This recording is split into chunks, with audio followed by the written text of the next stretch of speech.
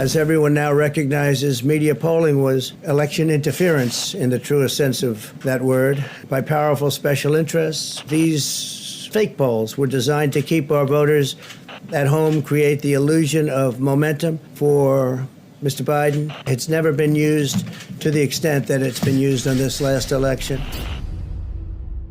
The importance of the media's power and influence can only be fully appreciated through a complete understanding of who or what the media are.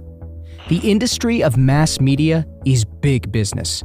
Ownership of the primary mass media in this country is generally in the hands of giant corporate conglomerates that are engaged in various media and non-communication business ventures.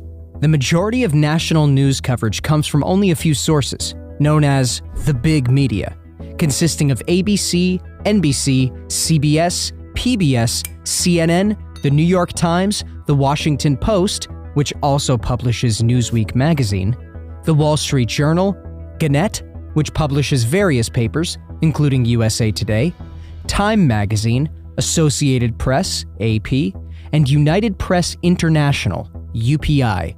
Most local newspapers receive national stories from the AP and UPI wire services. Many commentators are concerned that the wealthy and politically powerful of society dominate or monopolize dialogue. Critics contend that a class of media elites, composed of owners, producers, and managers, has emerged to determine which messages reach the public. Access to the media is essential to effectively communicate a political belief to a significant number of viewers, listeners, or readers. However, the present state of the mass media, consisting of a few large monopolies, makes it nearly impossible for unpopular views to be heard in the marketplace, which brings us to the agenda-setting theory. Agenda-setting theory describes the ability of the news media to influence the salience of topics on the public agenda. That is, if a news item is covered frequently, the audience will regard the issue as more important. In reality, mass media only shows the audience what it comprehends as an important issue. Print or broadcast news will then take away the audience's ability to think for themselves. Therefore, the big media can and will influence public opinion. What kind of country we're going to be? 4 more years of Georgia, is going to find ourselves in a position where if Trump gets elected, we're going to be in a different world. As you can see there, Biden appears to struggle to remember Donald Trump's name during an interview on Sunday. And there are many examples of that.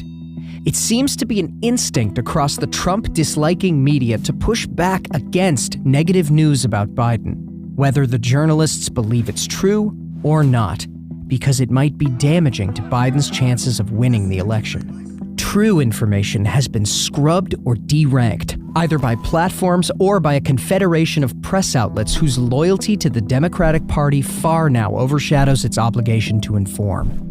Now, there is another method big media uses to influence public opinion, and this is known as adversarial journalism, or gotcha journalism. Gotcha journalism can include various methods, such as moving away from the agreed-upon interview topic, or switching to an embarrassing subject that was agreed to be out of bounds. Interviewers might also confront interviewees with prepared material designed to contradict or discredit their positions. Gotcha journalism is often designed to keep the interviewee on the defensive by forcing them to explain some of their own statements taken out of context, thus effectively preventing the interviewee from clearly presenting their position. I say that because I need to discredit you, but that's what you told me. You've discredited yourself. I didn't want to have this kind of angry... Of course you did. No, I didn't. Of course you did. No, I didn't. Well, then you Why? don't ask Joe Biden. I see Joe Biden giving softball after softball. I've seen all of his interviews.